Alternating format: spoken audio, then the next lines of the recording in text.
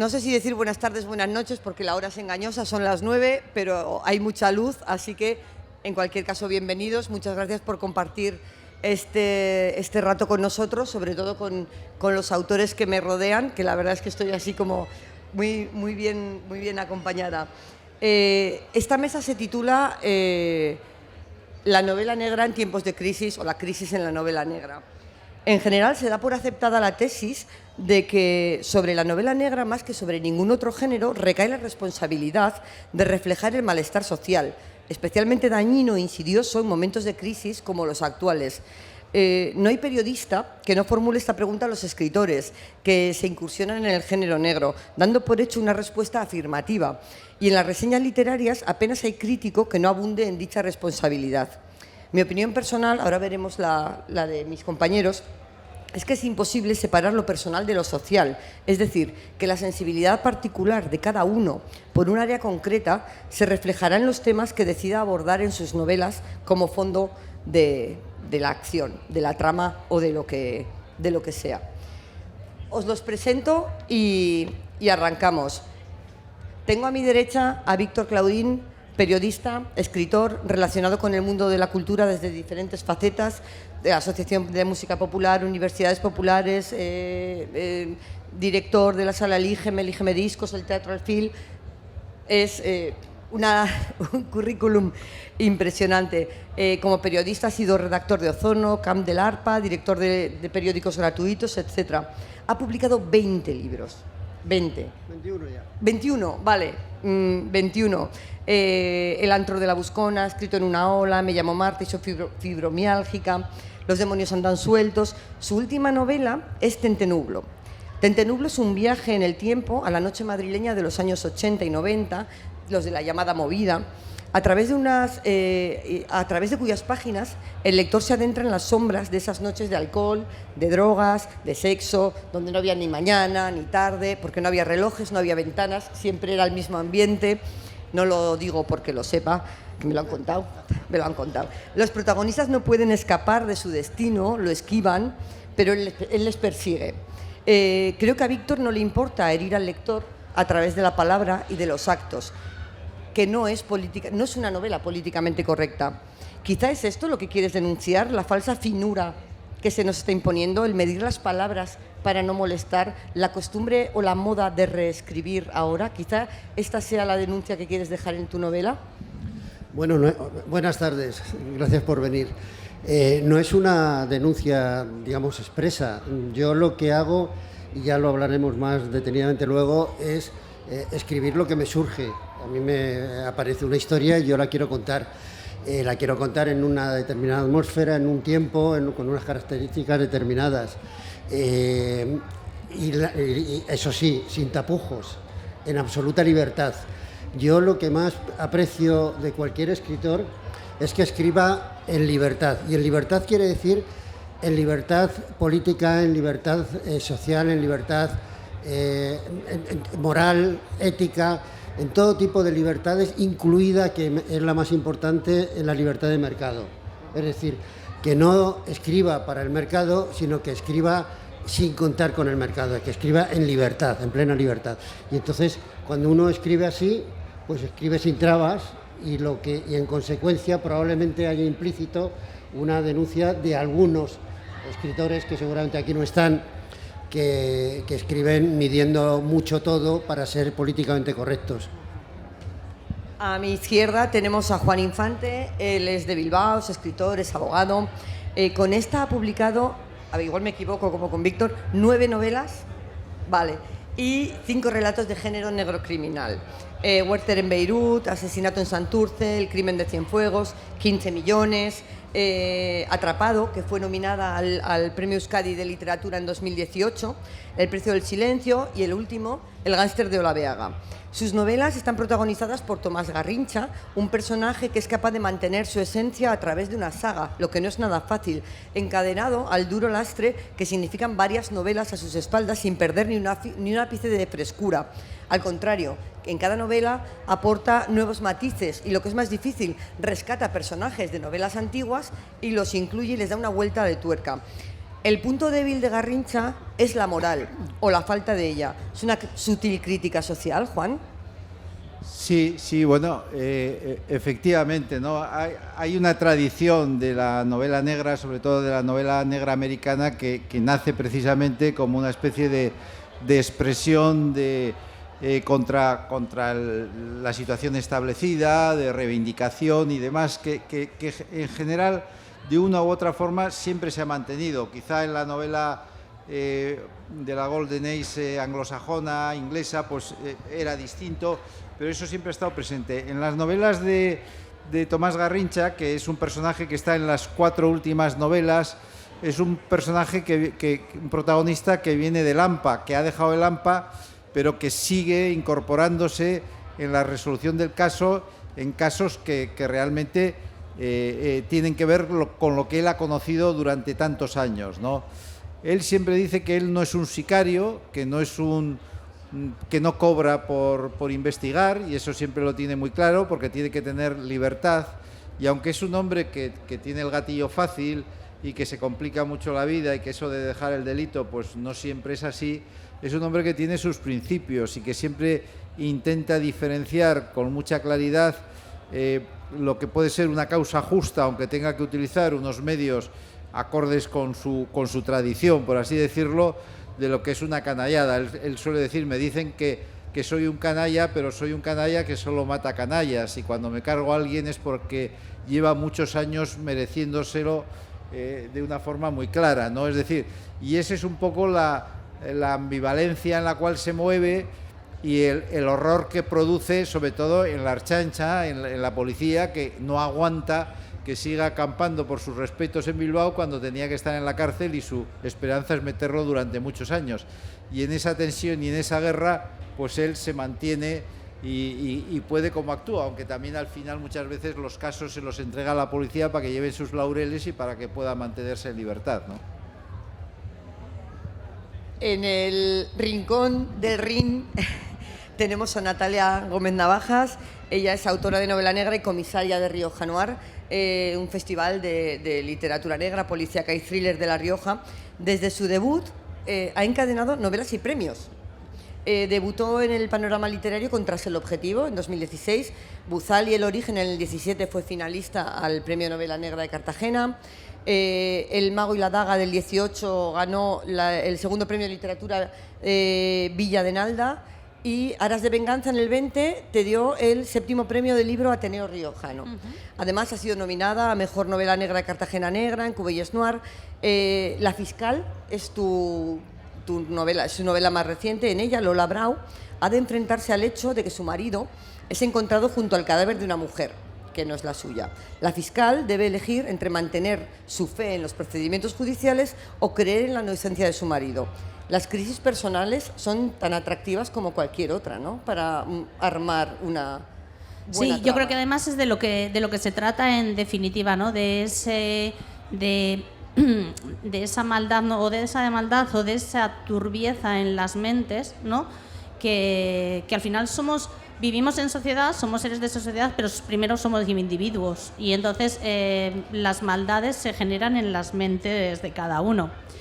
Y creo que también da lugar un poco, en definitiva, al hecho del poder, de una forma u otra. Creo que si hubiera una palabra que pudiera englobar qué es el mal o cómo me acerco al mal o cómo podríamos definir, es el ansia de poder que todo ser humano tiene. Cada uno en su línea, cada uno en su versión, en sus objetivos, el poder. Yo creo que es de lo que se trata. Nuestra última invitada es Susana Hernández. Ella ha estudiado imagen y sonido, integración social, investigación privada y psicología. Y todo eso la ayuda a armar unas novelas realmente magnéticas. Ha colaborado en diversos medios de comunicación, ha sido crítica musical, redactora de deportes, locutora de radio. Ha publicado bastantes novelas también, La Casa Roja, La puta que leía Jack Kerouac, Curvas peligrosas, Contra las cuerdas, Cuentas pendientes, Malas decisiones, La reina del punk y El diablo me visita, que es la más reciente. Bueno, ahí en medio hay varias más, pero es que si no tendríamos para un rato. El diablo me visita es una novela peculiar porque continúa una saga iniciada hace bastantes años, por lo menos 10, por Lorenzo Silva. Susana ha participado en numerosas antologías, además, e imparte talleres literarios desde 2011. En esta novela, en su última novela, Sonia Ruiz, la detective que protagoniza todas las novelas de la saga, Sonia Ruiz es una detective privada que pasa por un mal momento, tanto personal como laboral, hasta que recibe el encargo de un nuevo cliente. Sufre una enfermedad terminal, necesita encontrar a su mujer y a su hija, que han desaparecido hace tiempo, para despedirse de ellas y poder irse tranquilo. Pero no todo es lo que parece, como nos gusta en las novelas negras, y la tarea encomendada no será nada fácil. Detrás de esta petición desesperada por encontrar a sus familiares se esconde una historia truculenta, llena de mentiras, de engaños, que harán que Sonia despierte de su letargo y descubra la verdadera historia de su cliente. Venganzas, mentiras, violencia, el pan nuestro de las novelas negras. ¿Dónde ha ido tu mirada cuando has decidido, cuando has armado esta novela? ¿Cuál es el leitmotiv, el corazón que hace latir toda la trama? Hola, buenas tardes a todos. Pues el leitmotiv de la trama, yo diría que es hablar sobre las caras que tenemos todos, ¿no? Es decir, sobre todo lo que ocultamos. Es una historia que trata sobre todo de personas que no son lo que parecen, algunas para bien, la mayoría para mal, obviamente, que esconden secretos, que esconden mentiras y que esconden, en algunos casos, incluso pues, un trasfondo realmente criminal y realmente peligroso. Este sería un poquito, a grandes rasgos, el leitmotiv de la historia. En general, se da por aceptada la tesis de que la novela negra, sobre la novela negra, más que sobre ningún otro género, recae la responsabilidad de... No, esto ya lo he dicho antes, perdón, por Dios. O sea, no. La novela negra nació y triunfó en tiempos de crisis, cuando el mundo entero respiraba, o mal respiraba después del crack del 29, en el siglo pasado. Y seguimos igual. Vivimos tiempos sombríos, pesimistas, oscuros, en los que la crisis económica afecta a toda la sociedad e invade los terrenos afectivos y emocionales. Se diría que de ser una sociedad de consumo hemos pasado a ser una sociedad de rebajas. Parece evidente que la injusticia social, los desequilibrios económicos favorecen el delito y, como consecuencia, imponen su presencia en la narrativa policial. La inseguridad ciudadana aumenta en la misma proporción en que aumenta la distancia entre los muy ricos y los muy pobres. Todo esto está en las novelas negras. ¿Qué hay en las vuestras?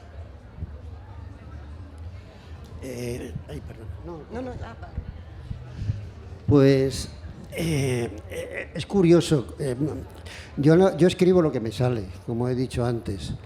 Y esta novela que llevo presentando unos meses, se llama Tentenublo, surgió a raíz de un material que había guardado y que encontré por casualidad y que había escrito allá en los años 80 y sobre todo en los años 90. De ese material han salido trabajándolo, han salido dos novelas, esta y otra que se publica a final de año, que es Blackout. Yo lo que quería contar eran historias, unas historias que tenían mucho que ver con aquel tiempo. Pero es curioso cómo en las presentaciones que estoy haciendo, en las lecturas que se están haciendo de la novela y que comparten conmigo lectores y compañeros que me presentan, etcétera, terminamos hablando de aquel tiempo de los años 80, de la efervescencia que había entonces, que se vivía entonces, la efervescencia cultural, social, y también de lo que representaban aquellas noches, de lo que en Madrid y en otras ciudades representó la movida, que era calmar y dulcificar aquella energía transformadora que se estaba viviendo en el país. Acabamos hablando de eso y hablando de cómo eran esas noches, de qué personajes, de cómo vivíamos como jóvenes todo aquello. Yo lo viví como protagonista aquellas noches de los años 80. ¿Qué es lo que quiero decir? Yo he contado una historia.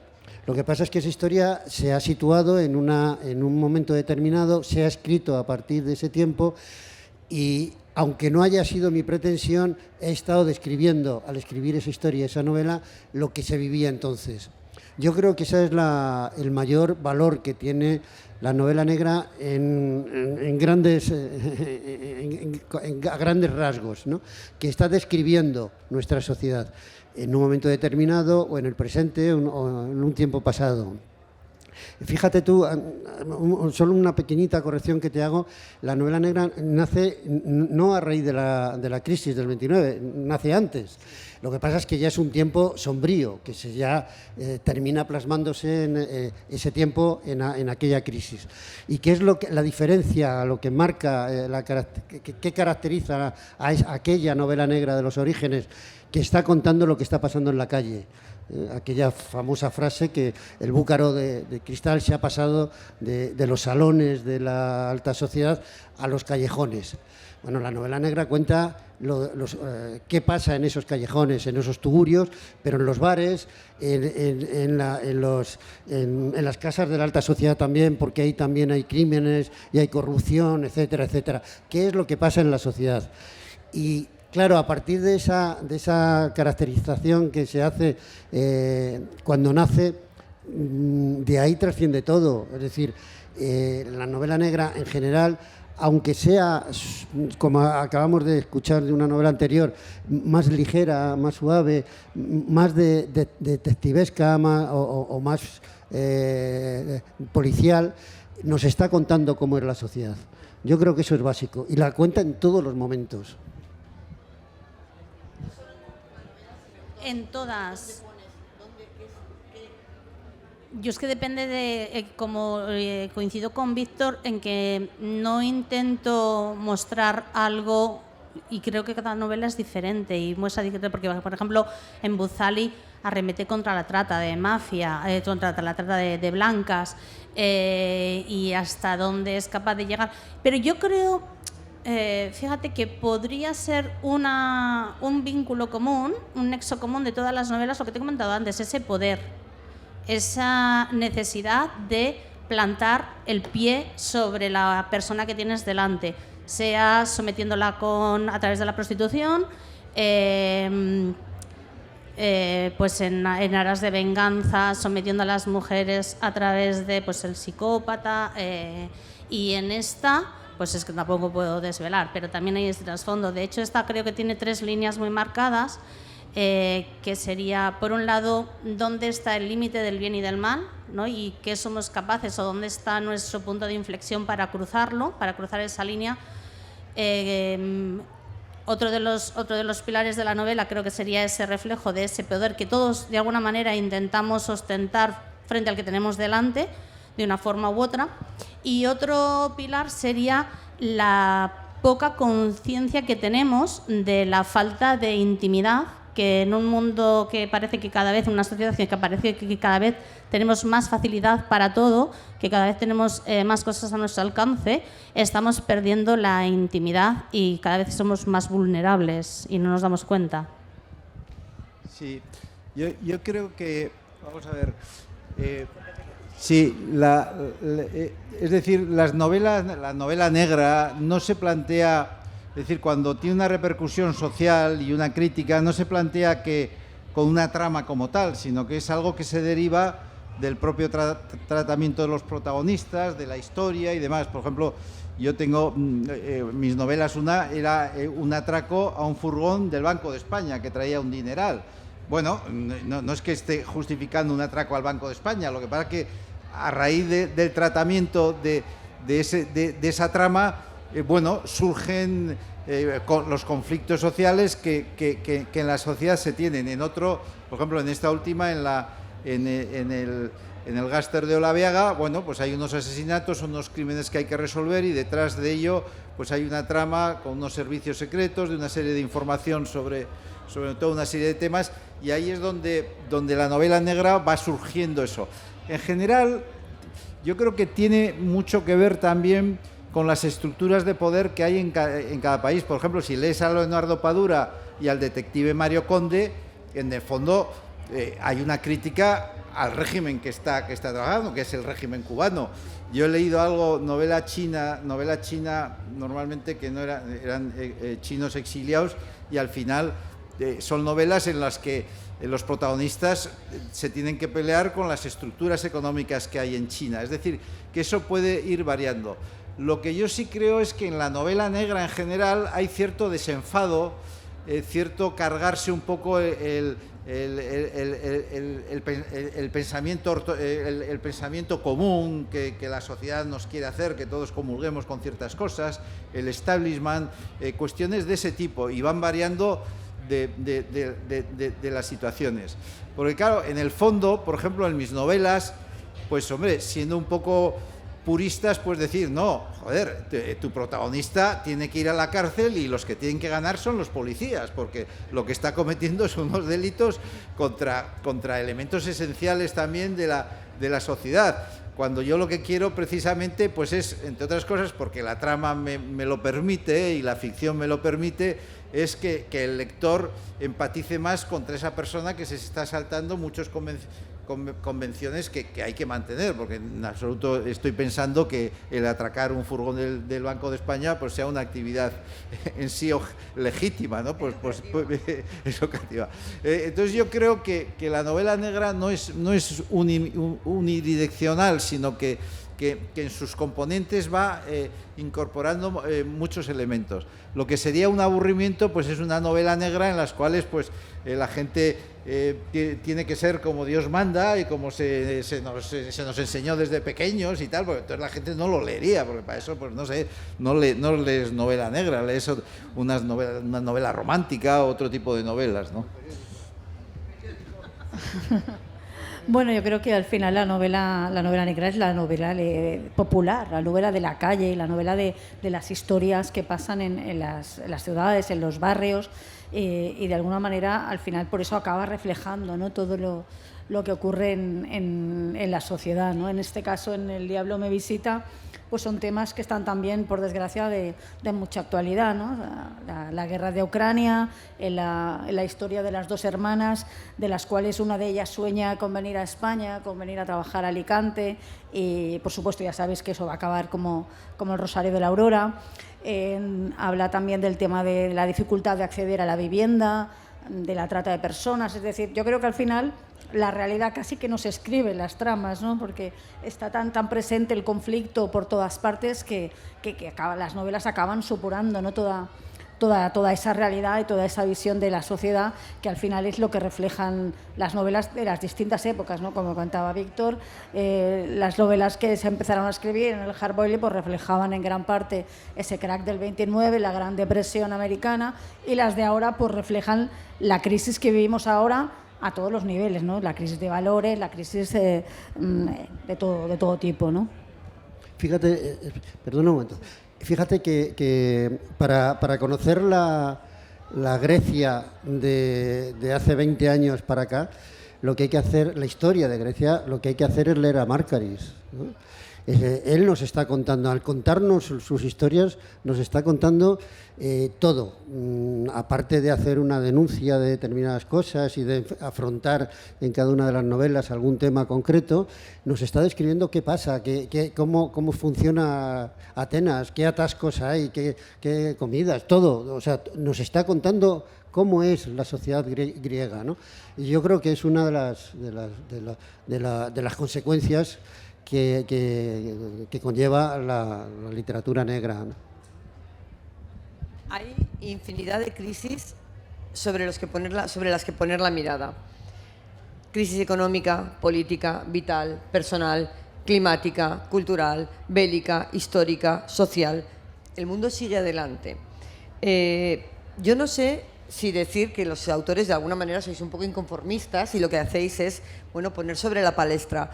Lo que yo no he visto, hasta donde yo sé, es una novela negra que denuncie, que abra el melón de la crisis que haya elegido el autor y ofrezca una solución. Solamente lo ponéis sobre o sea, queréis llamar la atención, pero no ofrecéis solución. Si ofreciéramos la solución, habríamos estado discutiendo con Feijóo la otra noche en lugar de Pedro Sánchez, si tuviéramos la solución, o al revés, ¿no? Entonces, ¿cuál es el objetivo? No, el objetivo es contar lo que vemos, contar lo que sentimos, contar con lo que intuimos, pero no hay soluciones. Precisamente lo que yo creo que las soluciones las tenemos que encontrar todos colectivamente. Lo que sí podemos hacer nosotros, en todo caso, es plantear preguntas y clarificar esas preguntas y descarnar la sociedad. El resto lo tenemos que hacer colectivamente. Yo creo además que si escribiéramos novelas en las cuales sacamos los problemas, damos las soluciones, hablamos de tal, al final no nos leería nadie, porque diría, oye, para eso no compro una novela de ficción y eso. Yo creo que muchas veces Víctor tiene razón, leyendo a Marcaris en la situación de eso, pero incluso, por ejemplo, yo recuerdo las del comisario Ricciardi que transcurren en el régimen de Mussolini, son unas novelas que solo viendo cómo transcurre sus investigaciones, los problemas que tiene, cómo piensa y demás, es una crítica feroz al régimen fascista. Es decir, no hace falta que plantee eso. Y por ejemplo, Philip Kerr con el nacimiento del nazismo en Berlín y demás, pues va pasando igual. Es decir, que yo creo que es mucho más eficaz y demás, y es mucho más entretenido el que haya unas historias que, bueno, puedan tener su denuncia, pero tengan su propia vida y no quieran adoctrinarte, ¿no? Aunque tengan un pensamiento propio, ¿no? Sí, yo estoy muy de acuerdo con Juan, ¿no? Creo que al final, si nos dedicáramos a ofrecer soluciones, que claro, evidentemente podrían ser más o menos acertadas, los lectores huirían despavoridos, ¿no? Porque sería como intentar aleccionarlos, adoctrinarlos, y creo que tampoco es nuestra misión, ¿no? Nuestra misión en parte pues es entretener, obviamente, y también al mismo tiempo pues poner sobre el tapete, poner sobre la mesa toda una serie de problemas o una crítica social, ¿no? Las soluciones creo que las tienen que aportar otros, que son los que vamos a votar en las urnas dentro de unos días. Bueno, yo creo que yo no me sentiría capaz de dar ninguna solución, no me siento moralmente capacitada para ello, pero sí que creo que es una manera de hacer que el lector reflexione. Pones la pregunta sobre la mesa, ¿no? La lanzas y dejas que cada persona, que cada lector genere su propia visión, lo cual está muy bien porque puedes llegar a hacer reflexionar y pues lanzar ese granito que está ahí, para que lo que decía Susana, el que tenga que tomar la decisión, que la tome. De todas formas, fíjate que hay alguien, hay quien se atreve un poco a eso. Y volviendo a Marcaris, él dice, pues lo que hay que hacer es matar a los banqueros. Digo, porque la trama está centrada en el asesinato de una serie de banqueros. O en la última novela, la solución ya a este mundo es suicidarse. Lo que pasa es que son salidas un poco literarias. Pero... Ahí está, por ejemplo, en la novela americana, por ejemplo, Don Winslow, que trató mucho el tema del narcotráfico en novelas negras, y era una crítica terrible a los poderes tanto de México como de propio Estados Unidos.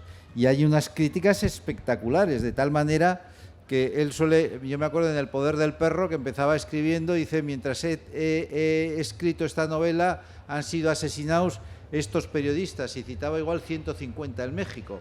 Y claro, él al final habla de Peña Nieto y no se esconde, y habla del yerno de Trump también en las últimas novelas, y les cita por su nombre, y ahí nadie les ha hecho nada. Es decir, que efectivamente, pero no es que plantee él es partidario de la legalización de las drogas. Él dice que la lucha contra que las drogas generan corrupción, no solucionan el problema de la salud, el prohibirlas, y que generan muchísimos más problemas de eso. Bueno, y es una opción que él apuesta claramente por ella y demás, pero lo que sí hace es, cuando tiene esos tratamientos, ver las repercusiones que en las sociedades modernas y más avanzadas se están produciendo, y él es un hombre que en ese sentido avanza mucho en este tipo de problemas, ¿no? Hablando de las denuncias que abordan las novelas, las vuestras, las de otros autores, es verdad que hay temas mejor aceptados por los lectores simplemente basándonos en el nivel de ventas que otros. Por ejemplo, novelas que abordan temas como el feminismo o las tratas de personas son peor aceptadas que las que abordan cuestiones como la corrupción política o las crisis personales. ¿Os parece que esto es así? ¿Os parece que esto que son temas incómodos o que interesan menos y que la gente lo que quiere son temas más, no sé? Bueno, yo creo que al final los temas incómodos también merecen, ¿no?, su rinconcito. O sea, creo que también forma parte, ¿no?, de intentar ponerlos ahí sobre el tapete, precisamente por eso, ¿no?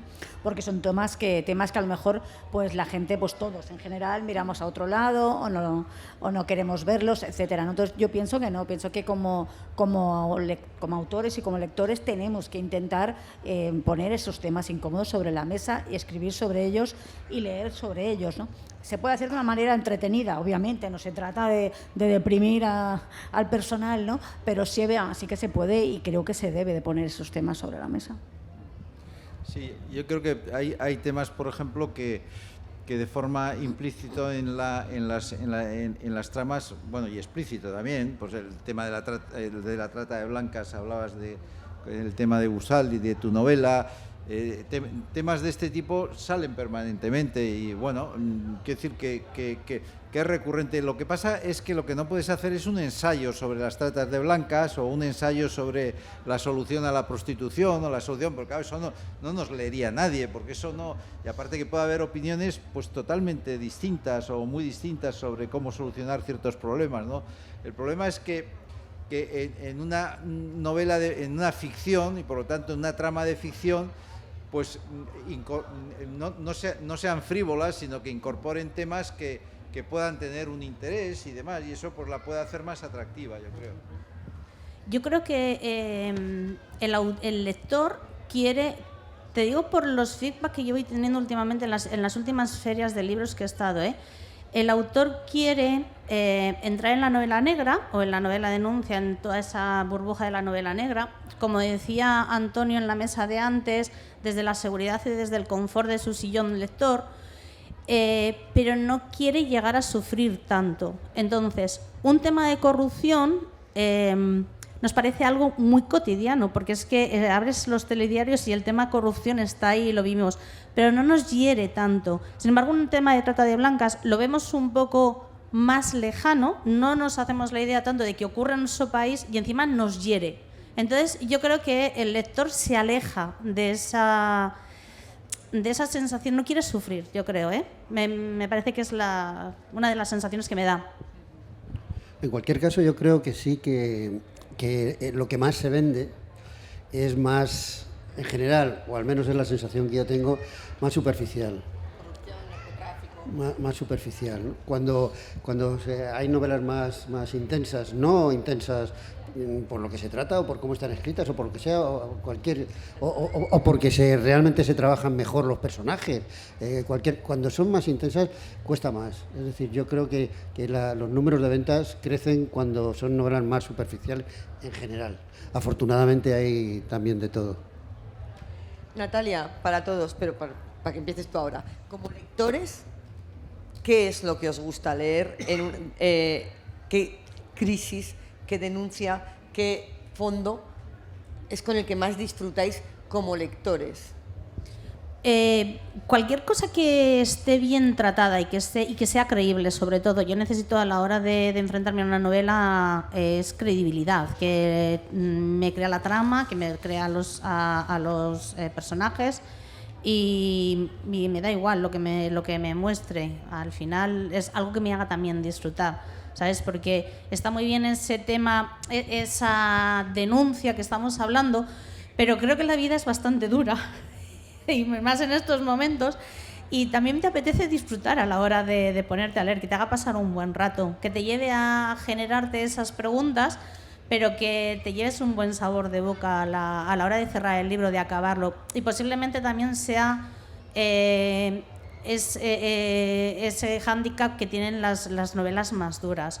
Lo que decías tú, hay más ventas, yo creo que ahora de thriller, de novela policíaca, que realmente de lo que es la novela negra. dura como tal, porque creo que tiene menos lector en sí, porque no nos gusta sufrir realmente sin necesidad.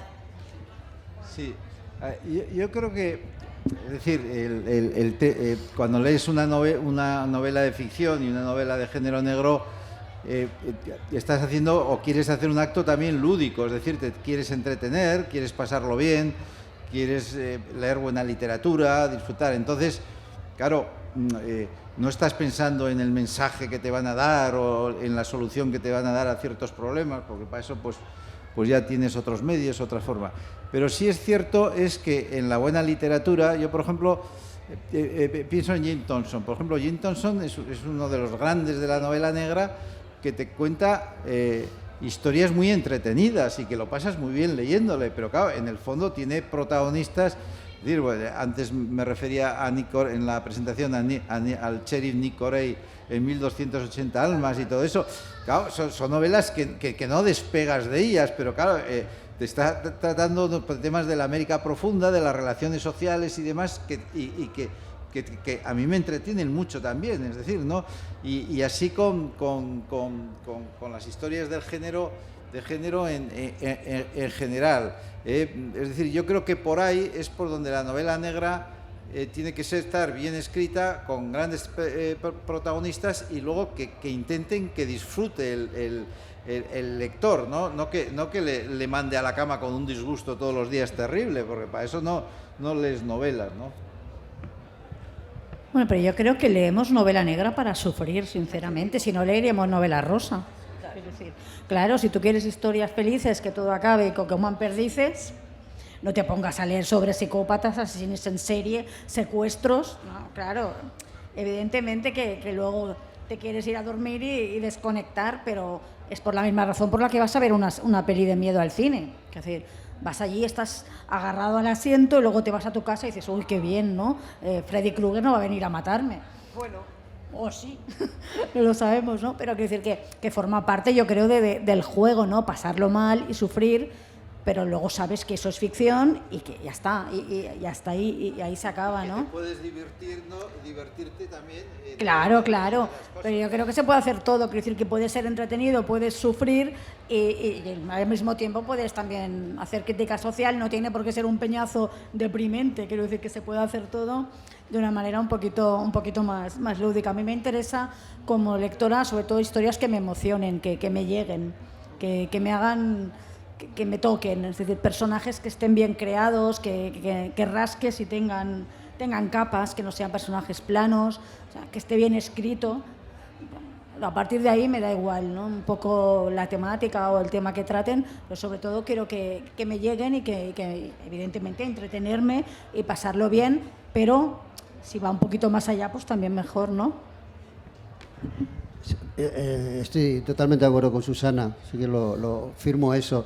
No es ninguna tontería eso de que estén bien escritas, porque hay novelas que se publican y algunas de las que más se venden en este país están muy mal escritas. Entonces yo creo que es algo que es como mínimo lo que se tiene que pedir.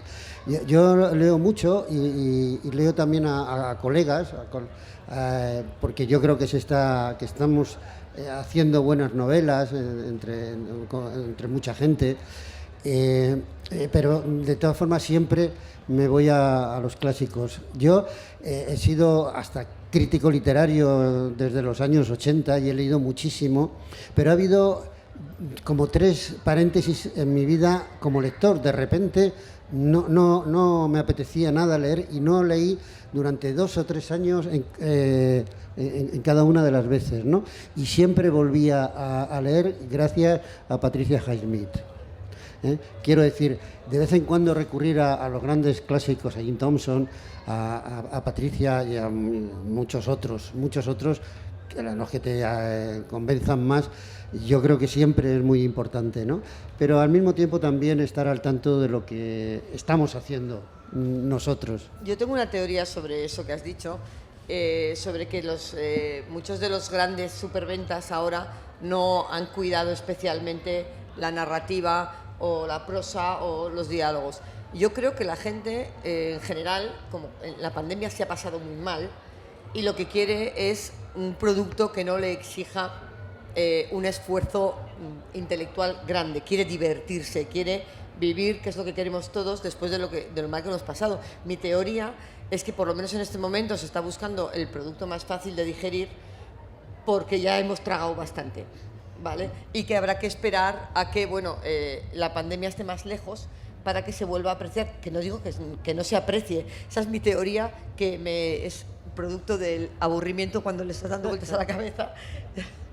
Pero yo creo que una novela sea fácil de leer o de digerir no implica que esté mal escrita, que es lo que decía Víctor. Si utilizas un lenguaje cuidado, le estás exigiendo al lector un conocimiento y un esfuerzo de entendimiento. Entonces, pues es más fácil buscar sinónimos fáciles, descripciones sencillas y mucha acción, ¿vale? A ver, es una teoría mía propia que tiene cero valor, ¿vale? O sea, cero, pero vamos, sin más, como eso. Fíjate, cogiendo lo que comentaba Víctor de Patricia Highsmith, que yo creo que es un ejemplo muy claro. Extraños en un tren es su primera novela, ¿no? La escribe, no tiene 30 años. Y empiezas a leer la novela, son dos personas que no se conocen de nada, están en un tren y hablando, los dos se dan cuenta que uno quiere matar a una y el otro quiere matar a otra. Y entonces crean el crimen perfecto, pues tú le matas a la mía y yo le mato a la tuya. Como no tenemos nada que ver y no nos conocemos de nada, pues es imposible que nos pillen. Entonces, al final, es una novela que te apasiona la trama tan sencilla y tan humana, con unos personajes luego que son tremendos. Luego además Hitchcock la llevó al cine e hizo una maravilla también, ¿no?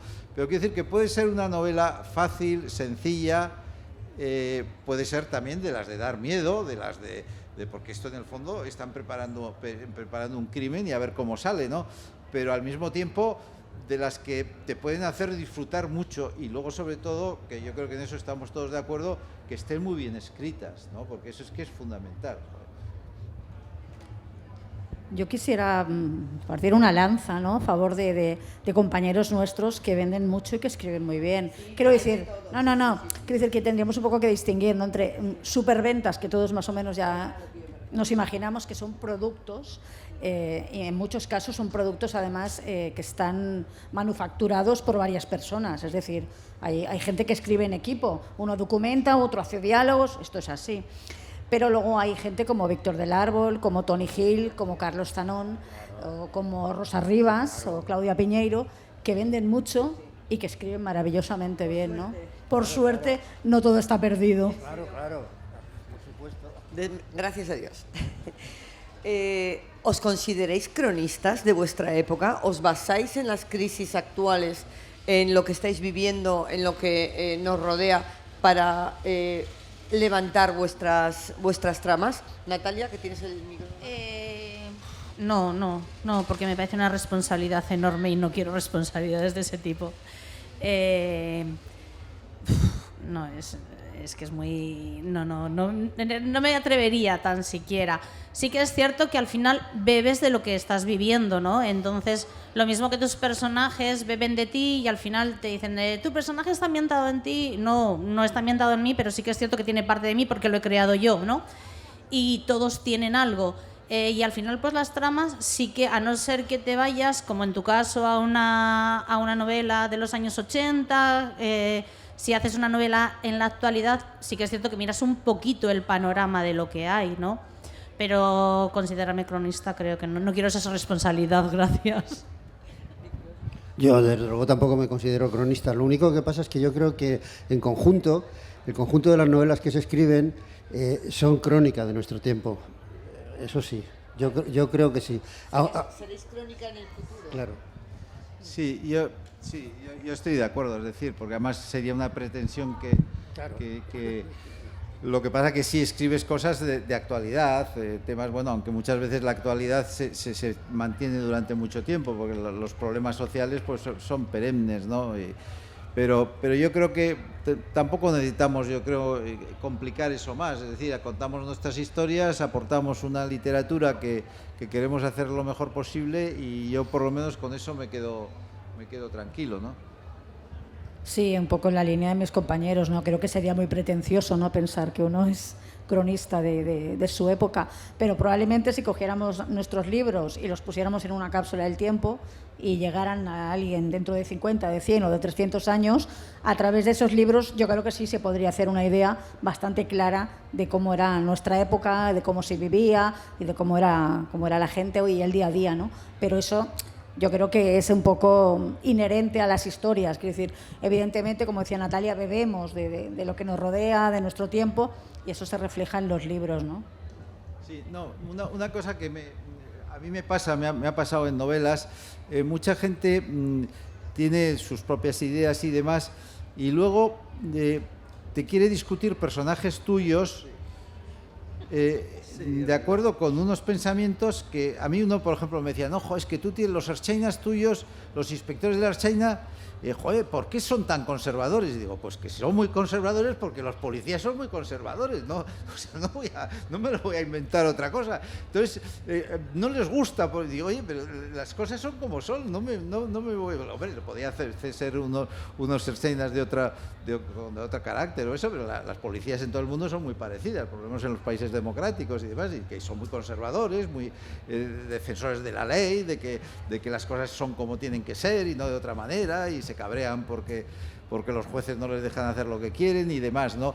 Entonces, lo que no puede ser es que el lector quiera que tú vayas cambiando o que vayas cambiando tus protagonistas de acuerdo con, no sé, con unas ideas o con una forma de ser o con lo que fuera, ¿no? Porque esas cosas al final yo creo que disparan mucho lo que tiene que ser todos los escritores de novela negra en general, como hemos dicho antes, tienen algún tipo de crisis, algún tipo de crónica de denuncia en sus novelas. Pero claro, ¿hasta qué punto tienes que estar tú en crisis? Tienes que conocer esa crisis, tienes que haber pasado al menos quizá por esa crisis para, aunque estés escribiendo ficción, ser veraz, ser verosímil en vuestras tramas. O sea, es necesario imbuirse de esa trama, de esa crisis, vale con documentarse para ser capaz de alcanzar las tripas del lector, porque al final la novela negra va a las tripas. Hombre, yo creo que ese es un camino. Ese es un camino, haber vivido algo, que hayas pasado por determinada experiencia y que luego manejes y uses esa experiencia para contar una historia. Ese es un camino. Yo creo que hay muchos caminos, incluso para un solo autor. Es decir, yo he hecho novelas muy distintas que no tienen nada que ver. Y unas tienen que ver con mi experiencia personal y otras no tienen absolutamente nada que ver. Pero a lo mejor las que tienen que ver con mi experiencia personal a lo mejor son más potentes, ¿eh? Pero eso no lo sé. Bueno, no sé si es necesario pasar por crisis, pero sí, supongo, hacerte preguntas, ¿no? Querer saber cosas, plantearte dudas, tener algo ahí que se te remueva, ¿no?, en el interior. Y obviamente, como decía Claudio, pues la experiencia es un grado, ¿no? Cuando escribes con 20 años puedes escribir muy bien, pero tienes un bagaje muy corto, muy escaso, y cuando va pasando el tiempo, evidentemente, todo lo que vas viviendo ahí se va cargando en tu mochila, y eso luego también te ayuda a crear personajes pues, con más capas, más verosímiles, que les han pasado más cosas, tramas que puedan tener más fuste. Pues, evidentemente, todo eso que has vivido lo vas reflejando, ¿no? Pero espero que no sea necesario tener crisis, hombre. Estoy de acuerdo, pero hasta cierto punto, porque, vale, tú, como decía Susana, ese bagaje que llevamos atrás, ¿no? Pero sí que es cierto que si tuviésemos que haber pasado cada crisis que reflejamos en nuestras novelas, yo tendría que haber sido una proxeneta albanesa y no me he metido en el papel. Creo que tenemos algo muy importante los seres humanos, y es la capacidad de empatizar. Entonces, cuando tú generas un personaje, lo dotas de unas características físicas, éticas, morales, psicológicas, te pones en la piel de ese personaje, y con todo lo que hay, y además con toda la información que hay hoy en día, con todos los vídeos que puedes ver, con todas las declaraciones en primera persona de víctimas, de psicópatas, de todo, yo creo que te puedes meter muy bien en ese papel sin necesidad de haber sufrido esa crisis en tus carnes.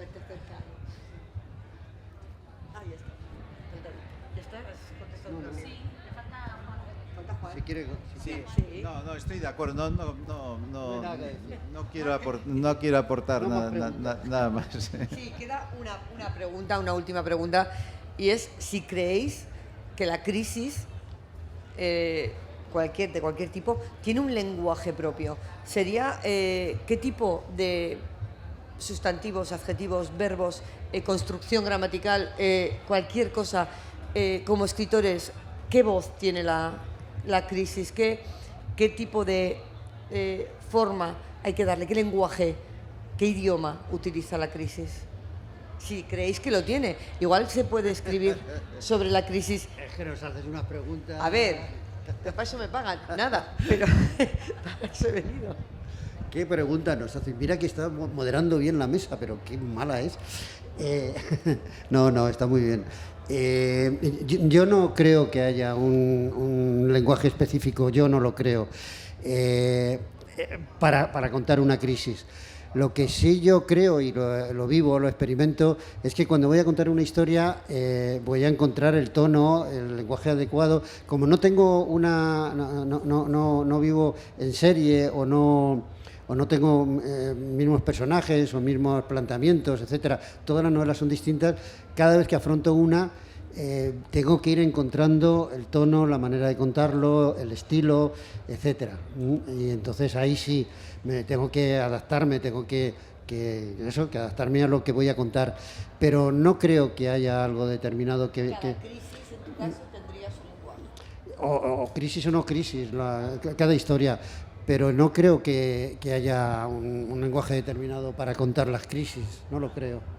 No, aparte que en las novelas muchas veces los protagonistas tienen distintos papeles, distintas formas de abordar los problemas y comportamientos muy distintos. Entonces, claro, no puedes pintar de la misma manera al gángster que al policía o al tío que es un canalla tremendo con la persona que está sufriendo las canalladas del otro. Entonces todo eso lo tienes que tratar de forma diferente y distinto. Es decir, no hay un lenguaje para, no sé, son lenguajes distintos y son incluso protagonistas con presencias y con actitudes y con actuaciones muy diferentes unos de otros, ¿no? Yo creo que todas las historias parten de una crisis, ¿no? Porque cualquier nudo narrativo empieza cuando estalla el conflicto. Es decir, todo está en calma y de repente hay algo que detona y a partir de ahí se pone en marcha la trama. Sea una crisis financiera, familiar, de pareja, climática, todas las crisis acaban promoviendo conflictos literarios, ¿no? Por lo tanto, yo veo más la crisis como un detonante, como un vehículo para contar historias, ¿no? A partir de ahí, cada historia tiene su camino y a lo mejor pues necesitará un lenguaje distinto o un tratamiento diferente, ¿no? Pero veo más la crisis como lo que detona y pone en marcha toda la historia. Coincido con ellos en que cada historia tiene su voz narrativa y cada personaje necesita su tiempo y su tono, pero creo que sí que podría existir algo que uniese o que diese, que fuese vínculo de todas las crisis, y es una sensación de ahogo, de asfixia, de salto a vacío sin red, de pozo sin fondo. Creo que podría ser un nexo común de cualquier crisis que exista. No sé qué sería de nosotros sin crisis de cualquier tipo, no sé qué puñetas contaríamos. Sin problemas, sin situaciones delicadas. El mundo vive en crisis. Yo soy incapaz de recordar ni un solo momento de la historia en la que no haya habido una gran crisis o varias, ¿vale? En cada punto del planeta tienen la suya propia, más las que ahora se globalizan a lo largo y ancho. Quiero darles las gracias a los cuatro por su generosidad. Han venido sin conocer lo que les íbamos a preguntar. Han respondido a pecho descubierto. Muchísimas gracias a todos vosotros por haber venido, por haber participado en esta Semana Negra, por haber escuchado a estos grandísimos autores. Os pido por favor que los leáis, que los descubráis, que descubráis lo que tienen que contar, porque es súper interesante, si no, no estarían aquí. Y sin más, que queda mucha Semana Negra y que sigáis disfrutando. Gracias. Muchas gracias a ti.